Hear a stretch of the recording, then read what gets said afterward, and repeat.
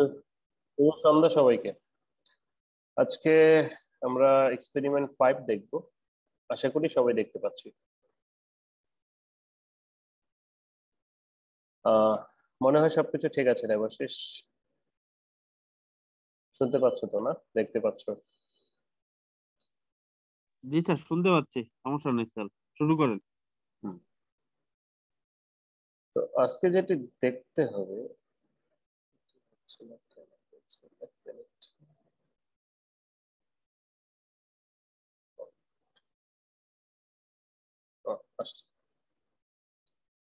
সেটি হচ্ছে printing of 100% cotton fabric with reactive dye. আমরা ফার্স্ট যে ক্লাসটি করেছিলাম এক্সপেরিমেন্ট 1-এ, সেখানে আমরা দেখেছিলাম রিয়েক্টিভ ডাই দিয়ে ডাইং করা কটন ফেব্রিকের। সেখানে আমরা নানা প্রকার প্যারামিটারস দেখেছিলাম, যে যেহেতু রিয়েক্টিভ ডাইটি একটি অ্যানায়নিক ডাই, নেগেটিভ চার্জ যুক্ত ডাই, এটি ফাইবারের সাথে সাধারণত কোভালেন্ট বন্ড সৃষ্টি করে। আমরা সেখানে সল্ট ইউজ করছি এর ইয়েটাকে কমানোর জন্য, নেগেটিভিটিটাকে কমানোর জন্য। ওকে, তো প্রিন্টিংও করব। তো ডাইং এবং প্রিন্টিং এর আলটিমেট মেকানিজম যদি আমরা বলি, সেটি কিন্তু একই রকম। দুখানেই কিন্তু ফেব্রিকের সাথে বন্ড তৈরি করে। পার্থক্যটা হচ্ছে ডাইং হচ্ছে ফার্স্ট লিকুইডে, আর প্রিন্টিং হচ্ছে পেস্ট দিয়ে বা লিকুইড, মানে একেবারে লিমিটেড লিকুইড দিয়ে আমরা বলতে পারি। যেহেতু যখন স্টিমিং করা হয় এবং পেস্টেও কিছু পরিমাণ পানি রয়েছে, সেটির সাহায্যে সাধারণত বন্ডটা হয়ে থাকে। তো ডাইং এবং প্রিন্টিং এর পার্থক্য হচ্ছে যে ডাইং পুরো ফেব্রিকে, আর প্রিন্টিংটা হচ্ছে যে লোকালাইজড অ্যাপ্লিকেশন, শুধুমাত্র যেখানে ডিজাইন সে জায়গাগুলোতেই, মানে আমরা চাই সেখানেই হবে। এটি হচ্ছে পার্থক্য ডাইস প্রিন্টিং ডাইং প্রিন্টিং এর যদি আমরা বলি। তো এখানে একটু লিটারেচার রয়েছে, সেটা একটু আমরা দেখি। বলা হচ্ছে যে reactive dyes from covalent bond with fibre polymer and thus attach itself with fiber. আমরা জানি এটা। It is nowadays mostly used for cotton yarn and fabric. It is the anionic dye. Hot brand reactive dyes have low reactivity. By the term textile printing, we mean the localized application of dyes or pigment and chemical by any other method, which can produce particular effect on the color and fabric according to the design. In this practical print cotton fabric cold brand, দেখো এই যে cold brand, hot brand, medium brand, সেগুলো সাধারণত ডাইসের classification, এটা ফেনোমিনার কিছু ক্রাইটেরিয়ার উপর ভিত্তি করে এই সমূহ ডাইকে আমরা ভাগ করি। তো সেই ক্ষেত্রে কোল্ড ব্র্যান্ডে টেম্পারেচার 40 ডিগ্রি বা এরকম লাগতো, মিডিয়াম ব্র্যান্ডে 60 এবং হট ব্র্যান্ডে 90 বা 80 বা 100 এর মতো লাগতো। তো কোল্ড ব্র্যান্ড দিয়ে করবো, যেহেতু প্রিন্টিং করবো লো টেম্পারেচারে যদি করা যায়। ওকে, সো এখন প্রিন্টিং এর কনসেপ্ট তো আমাদের আছে, যে আমাদের কি কি লাগবে, বিভিন্ন প্রকার কেমিক্যাল রয়েছে, সেগুলো দেখবো। বলা আছে dye which is capable of reacting chemically with the substrate to form a covalent dye substrate linkage is known as reactive dye. এটি আমরা জানি।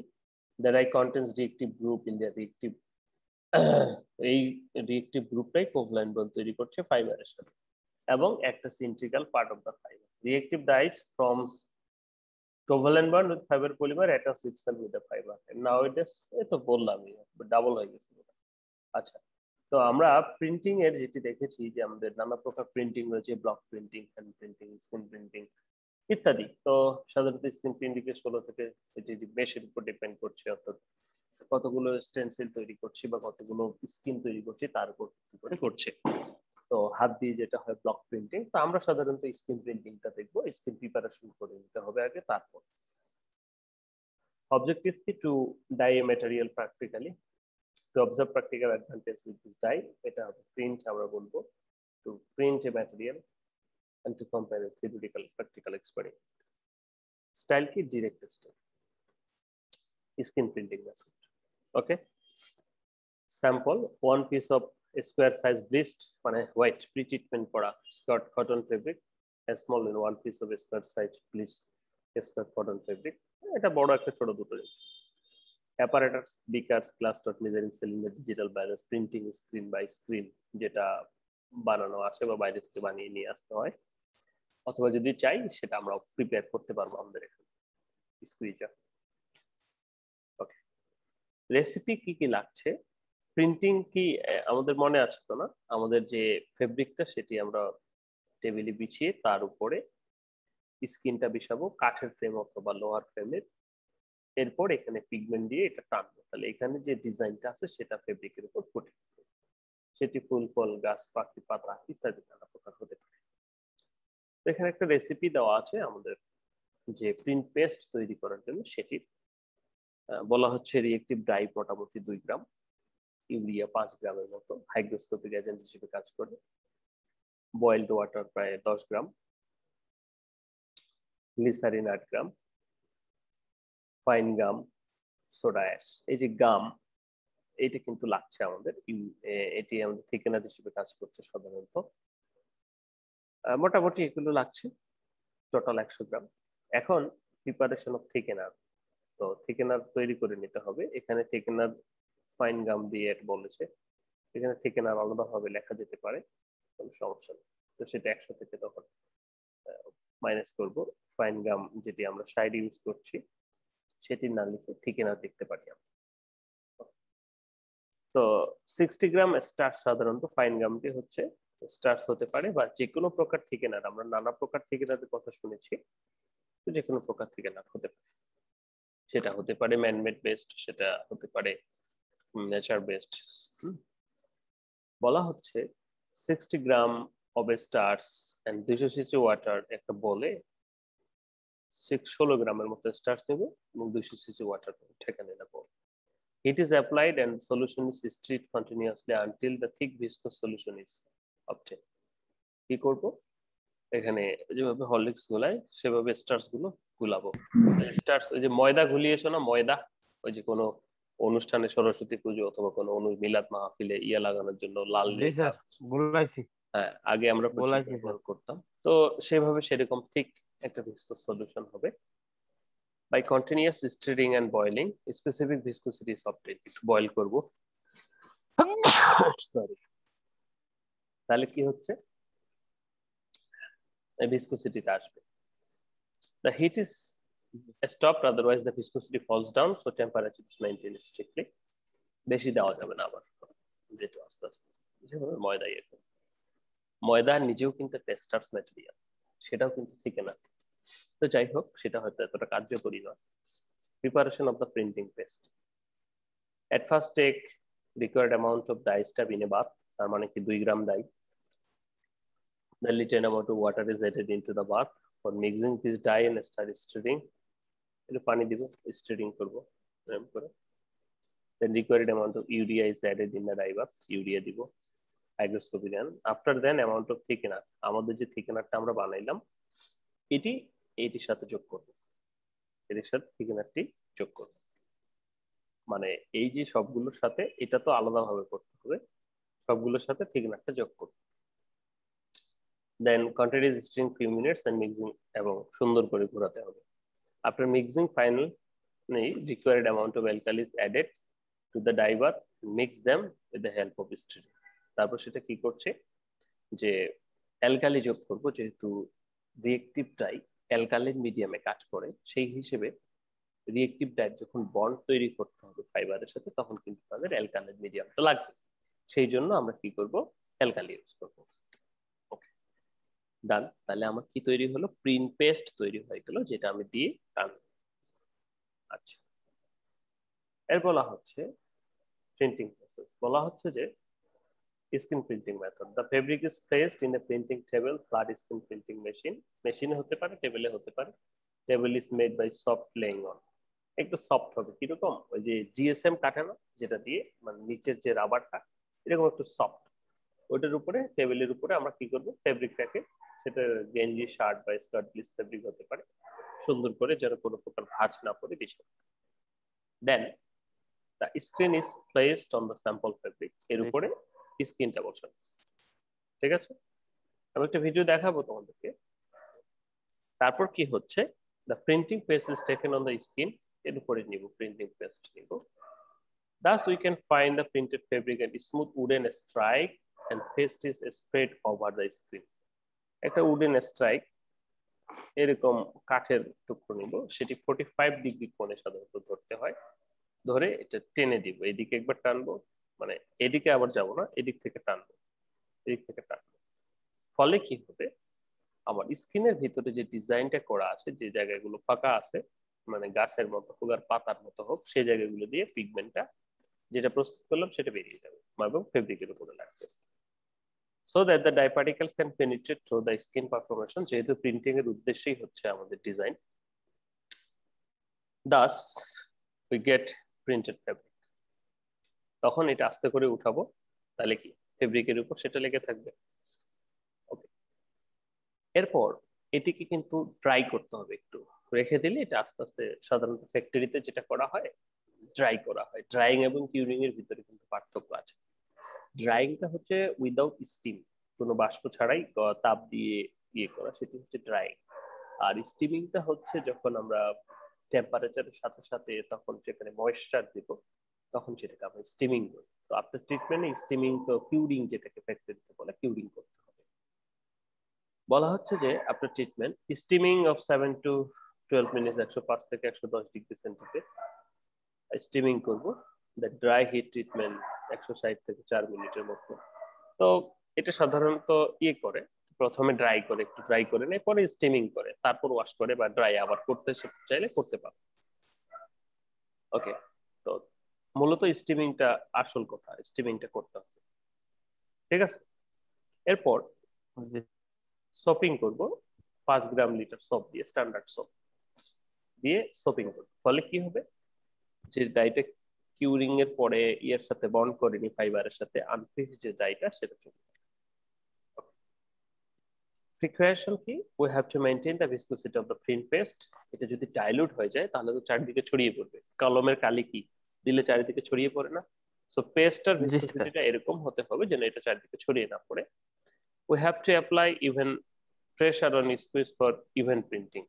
স্কুইজ ইভেন প্রেসার দিতে হবে, কোথাও যদি একটু বেশি দাবা বা কোথাও একটু কম দাও তাহলে সেখানে একটু কম বেশি বেরিয়ে যাবে। তো এই ছিল আমাদের প্রসিডিউর। তাহলে কি থাকলো প্রসিডিউর, আমরা আজকে যেটি দেখবো সেটি হচ্ছে 100 কটন ফেব্রিকে রিয়েক্টিভ ডাই দিয়ে প্রিন্টিং। সেজন্য কি লাগবে, একটি কটন ফেব্রিক লাগবে, স্কার্ট ব্লিচ প্রি ট্রিটেড করা, পানি খায় এরকম, তো পানি খায় না এরকম ফেব্রিকে কিন্তু হবে না, তাহলে তো ডাই পার্টিকেল গুলো ঢুকবে না। আর কি লাগছে, আমাদের রেসিপি লাগছে, রেড রিয়েক্টিভ ডাই মানে যেটা দিয়ে করবো, ইউরিয়া লাগছে, boiled water, glycerine, soda ash, এবং লাগছে কি আমাদের থিকেনার, সেটা ফাইন গাম হতে পারে বা অন্যান্য মেলিজিনেট বা যে কোনো প্রকার থিকেনার হতে পারে। প্রথমে কি করতে হচ্ছে, আমরা থিকেনারটাকে বয়েল করে থিকেনার তৈরি করে নিচ্ছি। এরপর সেটির সাথে আমাদের যে বাকি ডাই এবং অন্যান্য উপাদান সমূহ রয়েছে সেগুলো এখানে যুক্ত করে সুন্দর করে স্টিরিং করছি এবং ভিসকোসিটিটা মেনটেন করছি। এরপর কি করছি, একটা ইয়ে নিয়ে এসে টেবিলের উপরে আমাদের স্কিন ফেব্রিকটা সুন্দর করে প্লেস করে, দেন তার উপরে ফেব্রিকটা বিছিয়ে আমরা সুন্দর করে টানছি। এরপর টানার পর আমরা কি করছি, সেটির পর আমরা সেটিকে কিন্তু কিউরিং করছি, ড্রাইং করছি প্রথমে একটু, তারপর কিউরিং করছি, তারপর আবার ওয়াশিং করছি আনফিক্সড ডাইটে উঠে যাওয়ার জন্য। তো এই ছিল আমাদের ফুল প্রসিডিউর। আমি একটা ভিডিও সার্চ করি, এটা পাবো কিনা, 1 মিনিট। এটা আসলে আমার আগেই করা উচিত ছিল, আমি ভুলে গেছিলাম। তো এই ছিল ফুল প্রসিডিউর। এখন আমরা একটা ভিডিওর মাধ্যমে সেটি দেখি।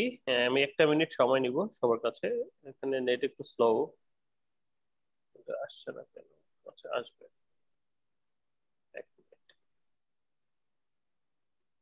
তো এইটুকুর ভিতরে কারো কোনো প্রশ্ন থাকলে করো, ততক্ষণে ভিডিওটা আমাদের একটু সামনে আসুক,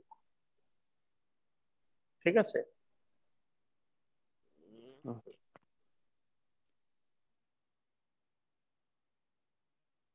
কারো কোনো প্রশ্ন থাকলে করতে পারো। ভিডিও তো লোডই হচ্ছে না, আচ্ছা 1 মিনিট হবে। এইটুকুর ভিতরে কারো কোনো সমস্যা থাকলে সেটি বলো। না স্যার, ও, বুঝতেছি স্যার। আচ্ছা, এখানে আমি যে ভদ্রলোকের এক্সপেরিমেন্ট শেয়ার করছি তোমাদের সাথে, উনি সরাসরি ল্যাবরেটরিতে করেছেন। তো আমরা যদি দেখি, এখানে printing of cotton fabric with reactive dye screen printing method. তো এখানে দেখো উনি পার্টস হিসেবে হিসাব করছে, ও আমরা সল্ট দেইনি, আমরা সল্টও দিতে পারি চাইলে। সল্ট যদিও ততটা প্রভাব ফেলবে না, যেহেতু এখানে ডাইস পার্টিকেল গুলো বাইরে বেরিয়ে যাওয়ার কোনো অপশন নাই। তো দেখো এখানে কি করছে, রিয়েক্টিভ ডাই 4 পার্টস, ঠিক আছে, সোডা অ্যাশ, ইউরিয়া, আমরা যেগুলো, ঠিক আছে, থিকেনারেরা সোডিয়াম এলিজিনেট ইউজ করছে। আমরা ফাইন গ্রামের কথা বলছি, নো ম্যাটার, একই জিনিস। ওয়াটার অ্যাজ রিকোয়ার্ড বলতে যতটুকু লাগে আমাদের ইয়েটা করতে, ঠিক আছে। টোটাল এখানে 100 পার্টস করেছেন। ওকে, ভিসকোসিটি এসে গেলে মূলত এখানে উনি ল্যাবরেটরিতে সরাসরি করেছেন, সেজন্য ভিডিওটা দেখানোর জন্য।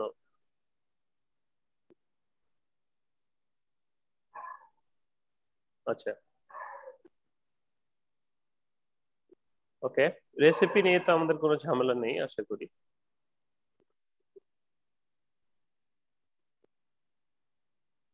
এই যে দেখো এরা সোডিয়াম এলিজিনেট ইউজ করেছে, তো প্রথমে সোডিয়াম এলিজিনেট মেপে নিচ্ছে।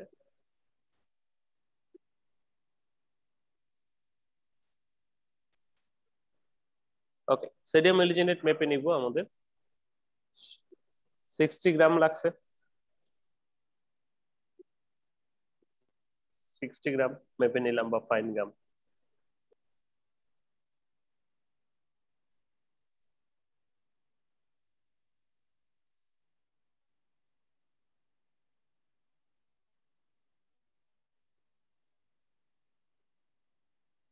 আচ্ছা, তাহলে মেপে নিলাম। পানি, আরে বাপরে যা কেমিক্যাল, মানে পটের অবস্থা ভালো না যদিও, যাই হোক তারপরে উনি দেখিয়েছেন, সেজন্য ওনাকে সাধুবাদ জানাই। তোমরা দেখতে পাচ্ছ তো না? আচ্ছা, জি স্যার। জি স্যার। শেয়ারিং করছে আমাদের থিকেনারটাকে। তো এটা ম্যাগনেটিক স্টেয়ার আছে, এটা বাটির উপরে দিলে ইয়েতে সুন্দর করে এমনি হাত দিয়ে করছে। অটোমেটিক। হ্যাঁ, অটোমেটিক। ল্যাবরেটরিতে যেমন যারা কাজ করো তারা তো জানোই, দেখেছো।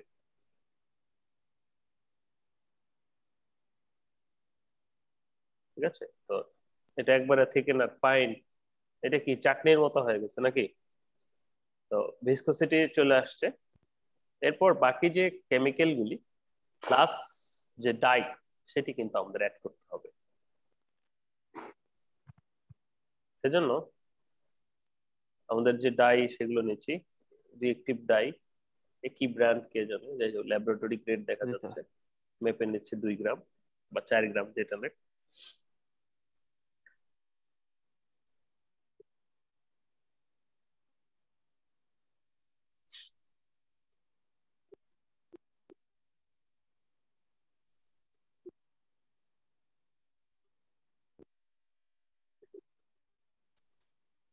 মেপে নেওয়া হলো, এটা অ্যাড করছি। এর সাথে আমাদের যে বাকি ইনগ্রেডিয়েন্টস গুলো আছে সেগুলো কিন্তু যোগ করতে হবে। ওকে, সম্মানিত স্যার বোধহয় এখানে দেখাননি সেগুলো, আমাদের যে রেসিপি সেই অনুসারে কিন্তু আমরা নিব। তো উনি তো সরাসরি ল্যাবরেটরিতে, এটা সম্ভবত কোনো টেক্সটাইল ইঞ্জিনিয়ারিং কলেজের হতে পারে ভিডিওটা। তো আমাদের পেস্ট তৈরি হয়ে গেল। এরপরে আমরা কি করব, আমাদের যে স্যাম্পল ফেব্রিক, স্কার্ট ব্লিচ করা ফেব্রিক, সেটি সাইজ করব।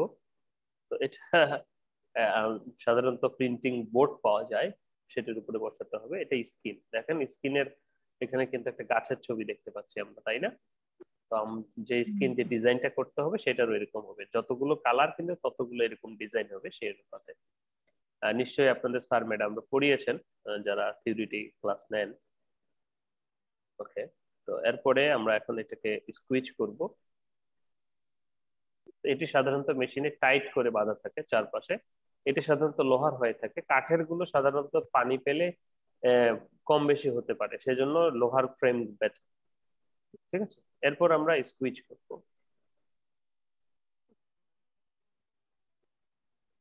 ঠিক আছে,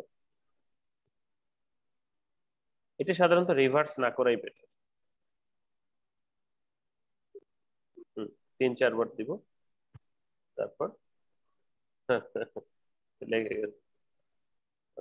এখন এই যে এটাকে আমরা একটু ড্রাই করবো অল্প করে, এরপর এটাকে কিউরিং করব। ঠিক আছে,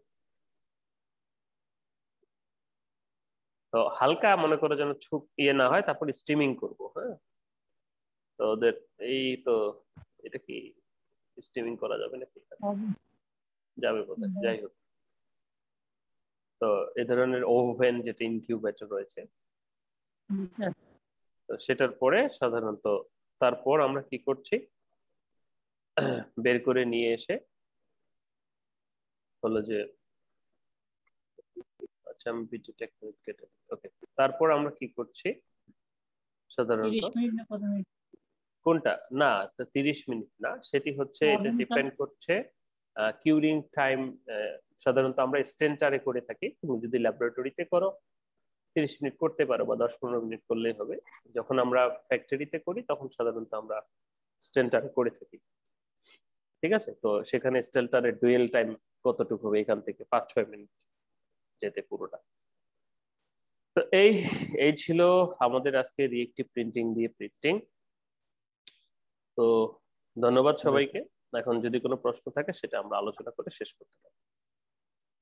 কারো কোনো জিজ্ঞাসা থাকলে করতে পারো।